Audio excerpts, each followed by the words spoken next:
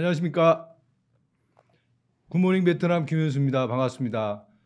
지난주에 구정 설 연휴 즐겁게 잘 보내셨나요? 오늘은 굿모닝 베트남 17탄인데요. 위험한 베트남 연속 시리즈 네 번째 시간입니다. 지난번에 굿모닝 베트남 14탄에서 나는 당신이 어젯밤 한 일을 다 알고 있다. 다 보셨나요? 15탄은 베트남에 진출했던 그 많던 한국 시행사는 다 어디로 갔나? 아주 흥미진진한 제목인데요. 참고하시기 바라고요. 16탄은 지난주에 위험한 베트남 경제구조, 과도한 외투 기업 의존도와 저출산 위기 시작이라는 제목으로 방송을 했는데요. 참고하시면 감사하겠습니다. 오늘은 네 번째 시간인데요. 위험한 베트남 리스크, 베트남 부정부패 척결 때문에 새우등 터진다. 재밌는 제목이기도 하고 어떻게 보면은 좀 위험한 제목이기도 한데요. 오늘 제가 몸 조심하면서 잘 이야기해야 될 것 같습니다. 잠시 후 토크쇼에서 뵙겠습니다. 베트남 주식시장입니다. 지난 2월 16일 마감 시황인데요. 베트남 증시 VN 지수가 0.60% 상승했습니다.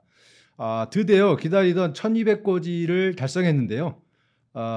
빈그룹 연일 강세 및 원자재주 반등의 상승에서 VN 지수가 1209.70포인트로 0.60% 상승했습니다.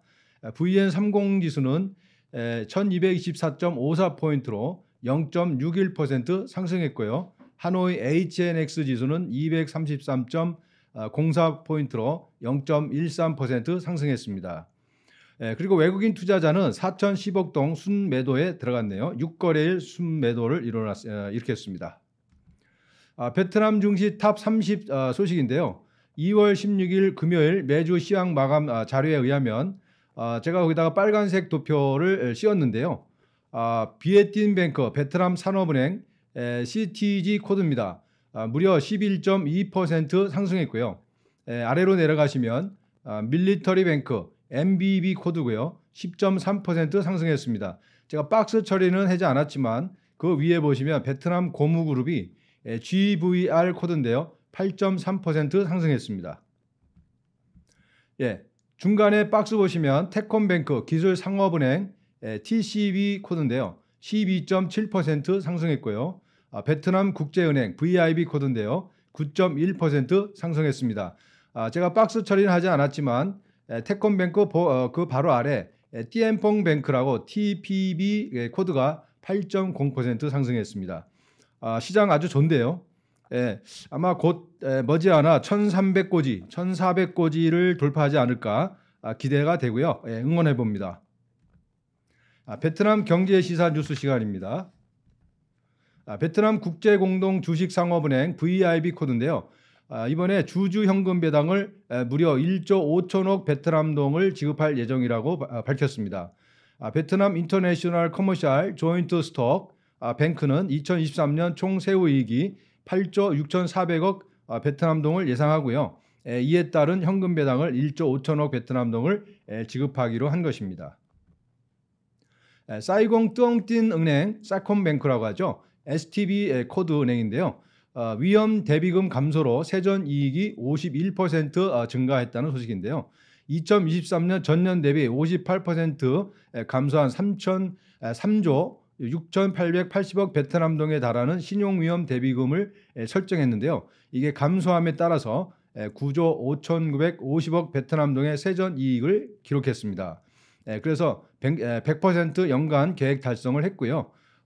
이번에 세전 이익이 51% 증가하게 되었다고 합니다. 하노이 1월 FDI 유치 소식인데요. 전년 동기 대비 약 39.7배가 증가했다는 소식입니다. 8억 6,700만 달러를 유치해 가지고요. 베트남의 선두 자리를 차지했는데요. 기획투자부에 의하면 하노이 지난 1월에 FDI 투자 유치 선두 차지했고요. 총 8억 6,700만 달러 자본을 기록했고 외국인 투자청에 의하면 하노이 투자는 새로운 대규모 투자 프로젝트로 인해 크게 증가했다고 합니다. 특히 하노이 신도시 프로젝트 총 투자액 6억 6,200만 달러 이상 투자가 된다고 하네요. 호치민시 땔 관광 설이죠. 예, 구정설을 떼뜨라고 합니다. 떼관광 6조 5천억 베트남동 수익 달성했다는 소식인데요. 작년 대비 15% 이상 증가했다고 합니다. 호찌민시 해외 관광객 증가는 2023년 때 비교해서 15% 이상 수입이 증가했는데요. 특히 유럽, 미국, 호주, 일본 등에서 온 고급 관광객 및 개별 여행객이 증가했다고 하네요. 예, 베트남 상장기업 분석 시간입니다. 예, 지난번 말씀드린 바와 같이 이제 VN30 종목은 끝났고요. 그 외에 상장 기업 중에서 조금 인기 종목이나 알려진 회사 혹은 뭔가 특이사항이 있는 회사를 2개씩 선택해서 여러분에게 회사 소개와 해설을 해드리고 있습니다. 오늘은 그 전에 그동안 조금 부진했던 것으로 알려져 있던 회사 2개를 올려봤고요.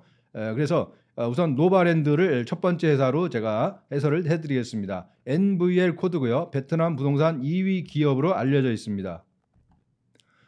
최근 동향인데요. 노바랜드는 고급 부동산과 주식 매각으로 부채 해결 방안을 내놓았는데요.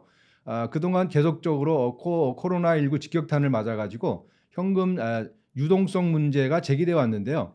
그래서 시중에는 이 회사가 뭐 곧 잘못될 거라는 소식도 나왔었는데 아직까지는 잘 버티고 있는 걸로 보여지고요.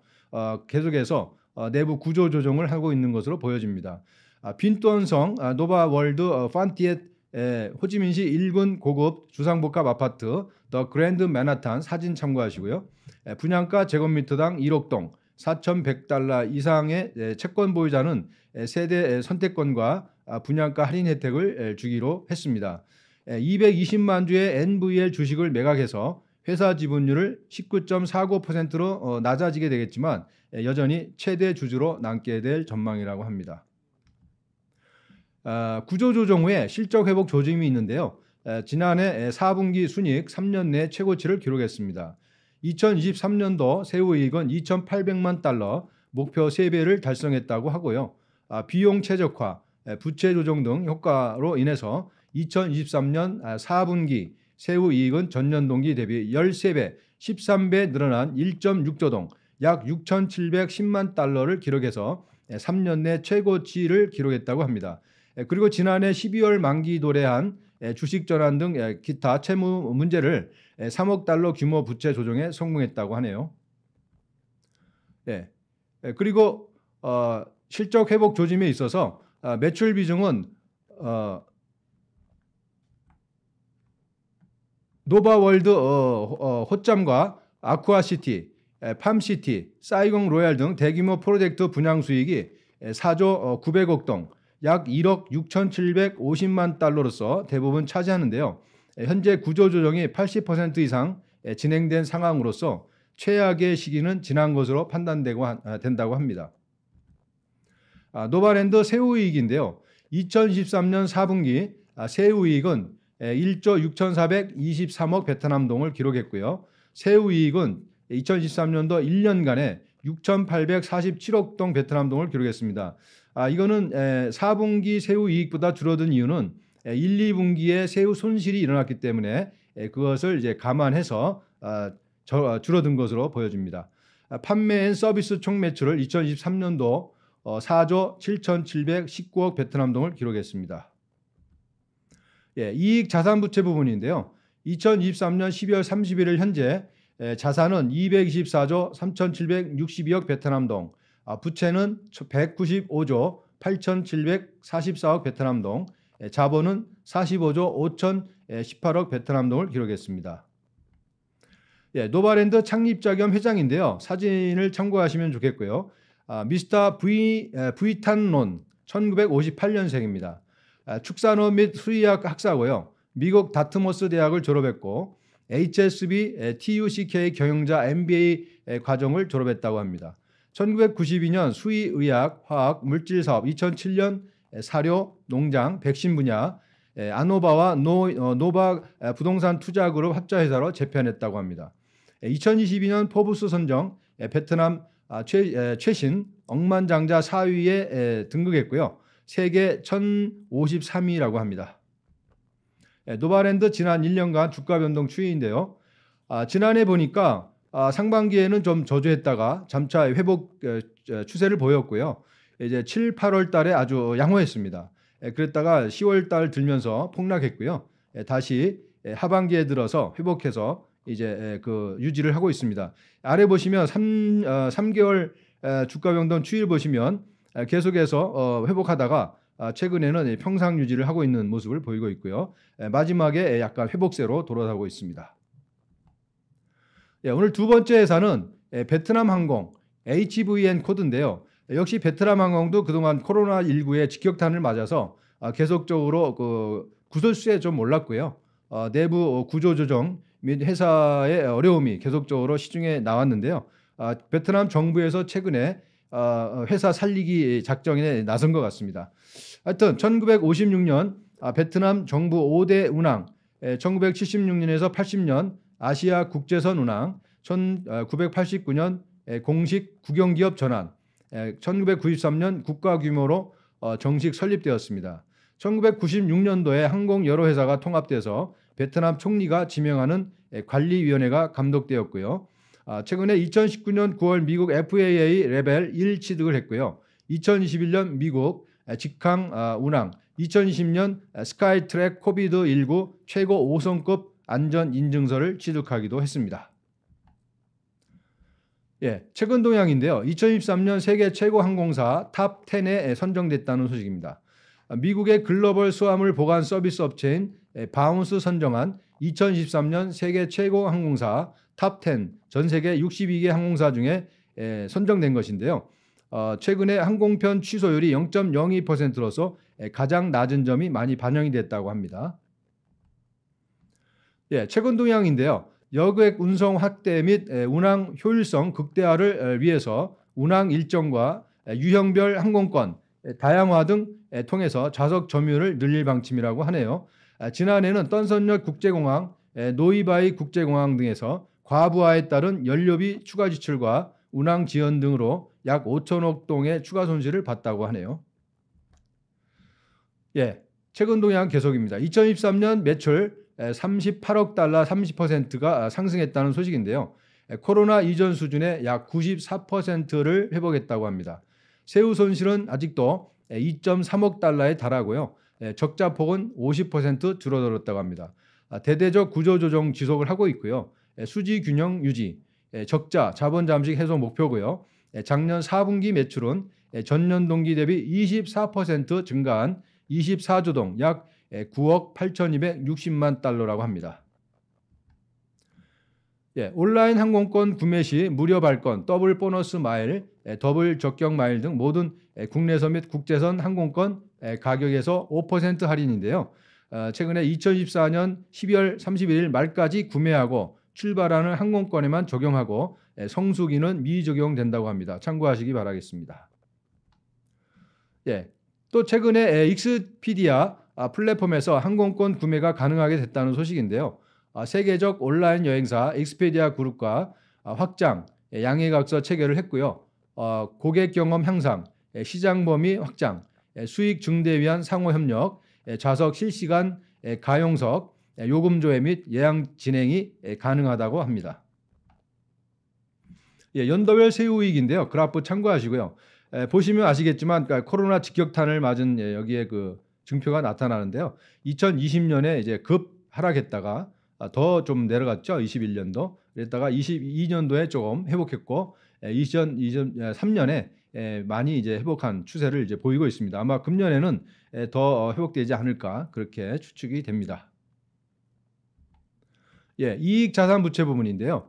베트남 항공의 2023년 4분기 세후이익은 마이너스입니다. 마이너스 1조 9,822억 베트남 동. 2023년 1년간의 세후이익은 마이너스 5조 5,167억 베트남 동입니다. 판매 및 서비스 총 매출은 2023년 1년간 92조 1,478억 베트남 동을 기록했습니다. 2023년 12월 31일 자산은 57조 6,166억 베트남 동, 부채는 74조 5,616억 동, 자본은 마이너스 16조 9,450억 베트남 동입니다. 베트남 항공 CEO인데요. 여러 가지 그 자료를 찾아봤는데 이 사람은 상당히 좀 뭐랄까요? 잠수 스타일인 것 같습니다. 자료가 많이 나타나지 않고 있고요. 이름은 미스터 레홍하고요. 2022년 베트남 항공은 베트남 10대 브랜드 선정되었고 2022년 월드 트래블 어워즈 선정되었습니다. 세계 최고의 문화 항공사가 되었고요. 아시아 최고의 항공사 프리미엄 이코노미 클래스를 수상했습니다. 예, 베트남 항공 지난 1년간 주가 변동 추이입니다. 지난해 상반기에 상당히 양호했습니다. 코로나 어떤 직격탄에서 벗어나는 추이를 잘 보이다가 이제 중후반기에 이제 하락을 보였는데요. 이제 10월, 11월 계속 하락하다가 다시 금년 1월, 2월 이후에 이제 급 상승하는 추세를 보이고 있고요. 최근에 다시 그 유지를 하고 있습니다. 예, 김현수의 굿모닝 베트남 토크쇼입니다. 예, 오늘 주제는 위험한 베트남 리스크 네 번째 시간입니다. 부정부패 척결 때문에 새우등 터진다. 이게 새우등이 누구겠습니까? 예, 맞습니다. FDI 외투 기업을 말하는 건데요. 왜 그런지 제가 설명을 좀 드려보겠습니다. 베트남 부정부패 피해 갈수록 증가. 예, 부정부패 적발액이 2023년도에만 상반기에만이죠. 6개월 동안에만 75.8억 달러에 이른다고 합니다. 예, 감사원 조사에 의하면 9만 8천 건이고요. 이것은 전년 대비 20.7%가 증가한 숫자고 피해액은 76억 달러인데 22년 대비 6배가 증가한 수치라고 합니다. 2023년 6월까지 적발된 사건 49건, 전년 동기 대비 63.3%고요. 부패 사범은 72명, 80%가 증가했습니다. 부정부패 피해액은 179조 동이고요. 6배 이상이죠.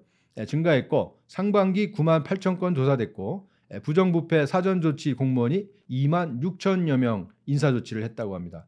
이 중에 148조 동을 회수해서 국고로 환수했다고 합니다. 자, 이제 이런 일이 일어나면 어떤 이제 파급 효과가 있는지 여러분들이 아마 생각을 하실 텐데요. 이게 문제가 이제 FDI 기업들에 미치는 영향인데요. 부정적인 영향이 많이 있습니다. 지금 이 페이지도 보시면 코로나19 부패 청산 불똥 튀었나 기사인데요. 아시아 투데이 2023년 1월 2일자를 인용하면 베트남 부총리, 이게 그냥 일반 공무원도 아니고 부총리입니다. 부총리급 2명을 숙청한 건데요. 구체적인 징계 사연을 밝혀지지 않았지만 이 해임은 윙푸정 총서기장의 불타는 용광로로 불리는 부패 청산 진행 중에 나온 것이고요. 코로나19 팬데믹 당시에 비엣아사의 코로나19 진단 키트 납품 비리와 해외 교민 긴급 귀환 사업 구조 비행에 칼날을 들이댄 것입니다. 예, 위험한 베트남 리스크 계속해서 나갑니다. 베트남 부패와의 전쟁 계속, 적폐 청산인가 권력 다툼인가, 이거는 좀 몇 년 전 기사인데요. 아시아 투데이 2018년 1월 23일자 인용하면 지금 베트남 권력 아주 핵심부에 있는 인물들의 사진이 게재되어 있습니다. 지역 발전소에 투자하면서 국가에 손해를 입힌 혐의로 전 호찌민시 공산당 당서기 겸 전 페트로 베트남 회장은 징역 13년, 독일로 도피했던 찐 수안딴 전 페트로 베트남 건설 회장은 무기징역을 각각 법원으로부터 선고받았습니다. 지금 사진에 보시면 그 밑에 그 수상으로 계시다가 이제 주석까지 갔던 분 있죠. 윙수원푹 이런 분이 한국에도 자주 오셨는데 이분도 해임됐습니다. 지금 뭐 아주 여러 그 위에 윙푸정 총서기장 옆에 있는 분도 해임된 거고요. 지금 여러 명이 지금 그렇게 핵심 그 권력에 있는 분들이 그렇게 되고 있습니다. 자, 그럼 이런 일들이 과연 그 외투 기업들에게 어떤 영향을 줄까요? 지금 여기 계속해서 보건부 장관 또 구속 소식인데요. 보건부 장관 징역 20년, 공급업체 대표 징역 32년. 지난 2020년에서 2021년도에 비엣 에이테크 놀러지가 코로나 검사 키트 830만 개의 실제 가격보다 3배나 높게 판매 가격을 부풀릴 수 있도록 도와주었고요. 510억 동을 받은 혐의입니다. 여러분 510억 동 원화로 계산하는 방법 아시죠? 공 하나 띄면 51억이고요. 51억을 반으로 자르면 약 25억 내지 26억 원을 받은 것입니다. 한국 돈으로. 하노이시 인민위원장 하이정성 당서기도 징역형이었고요. 총 1조 6천억 동, 약 7천만 달러에 상당한 재산을 동결하고 압류하고 회수했다는 소식입니다. 관련된 25명 공무원 및 회사 직원, 조사, 군 관계자 3명 횡령, 직권남용, 입찰 위반 등으로 체포했습니다. 예, 그럼 마지막 소식인데요. 최근의 소식인데 그 인민위원장들도 연이어서 구속되고 있습니다. 베트남 럼동성 인민위원장과 그 위에 공산당 서기장도 체포됐는데요. 생태관광 리조트 사업 관련해서 돈을 받은 혐의로 검거되었습니다. 총 투자 규모가 25조 동, 약 1조 3천억 원짜리 규모에 대한 인허가의 이제 어떤 편리를 보아주고 돈을 받았다는 뜻인데요. 2010년부터 이제 추진되었는데 지금 pending되어 있습니다. 베트남 안장성 인민위원장 사진에 나오는 분인데요. 권한 남용 등 혐의로 검거됐고요. 당시 공안은 특정 기업이 허용량을 넘어서 모래를 채굴할 수 있도록 권한을 남용하고 막대한 금전적 이익을 취했다고 밝혔습니다. 자, 지금 제가 그러면 제목에서 말씀드렸듯이 새우등이 터지는데 무슨 일이 일어날까요? 예, 맞습니다. 이분들이 그 일반 공무원도 아니고 아주 핵심 고위 공무원입니다. 그러면 이분들하고 외투 기업들 그 대표들, 회장들이 많은 미팅을 하고 상담을 하고 프로젝트에 대해서 이제 말씀도 드리고 여러 가지 약속을 합니다. 예, 도와주겠다. 또 계속 베트남에 진출할 수 있도록 여러 가지 협력을 해주겠다. 또 사업 계획에 대해서도 이제 교감을 합니다. 네, 그런 것이 이 핵심 공무원들이 이제 수감되거나 징역을 가면 모든 것이 수포로 돌아갑니다. 프로젝트가 다시 말해서 좌초되는 것이죠. 그리고 이런 상황에서 과연 뇌물을 누가 먼저 달라고 그런 것이냐 아니면 먼저 주겠다고 한 것이냐가 항상 주장되는데요. 물론 베트남 당국에서는 우리는 공무원들이 정말 정직하게 일하고 있는데 외투 기업이 와서 뇌물을 주니까 유혹이 돼가지고 받았다. 이렇게 또 주장하는 설도 있습니다. 그러나 또 외투 기업에서는 아니 왜 이유 없이 뇌물을 주겠냐. 행정 처리와 인허가 이런 것들이 시간이 많이 걸리고 불투명하고 또 복잡하고 까다롭고 빨리 안 주니까 그래서 답답하니까 또 주는 것도 있고 또 어떤 면에서는 고위 당국자들이 뇌물을 달라고 이야기했기 때문에 준 것이다. 이렇게 주장을 합니다. 여러분은 어떻게 생각하십니까? 어느 쪽이 맞다고 생각하십니까? 예, 저도 잘 확실하게 모르겠습니다. 하지만 양쪽의 주장이 다 팩트겠죠. 예, 먼저 달라는 경우도 있고 또 먼저 뇌물을 주겠다고 한 쪽도 있겠죠. 그러나 이 일의 본질은 뭐냐면 베트남 정부의 여러 가지 인허가 행정 절차가 복잡하고 까다롭고 불투명하고 시간이 많이 걸리고 부비 트랩이 많다는 것입니다. 그러면 제가 혹시 베트남 공무원 혹은 당국자가 이 유튜브를 보고 계신다면 제가 한국의 기업인을 대신해서 말씀드리면 윙푸정 총석이님 또 판민진 총님 이 방송을 보신다면 베트남이 앞으로 선진국이 되고 더 발전하시려면 모든 행정 처리와 인허가를 투명하게 하시고 간단하게 하시고 쉽게 가게 하시고 그리고 모든 것이 법제화돼서 뇌물을 주지 않아도 인허가가 나오게끔 만드시면 됩니다. 그러면 뇌물을 줄 일도 없고 또 공무원이 이렇게 당하는 일도 없겠죠. 여기까지 말씀드렸고요. 지난주에 구정이 있었기 때문에 제가 그 주제할 때 있었던 구정 이야기 조금 남기고 끝내도록 하겠습니다.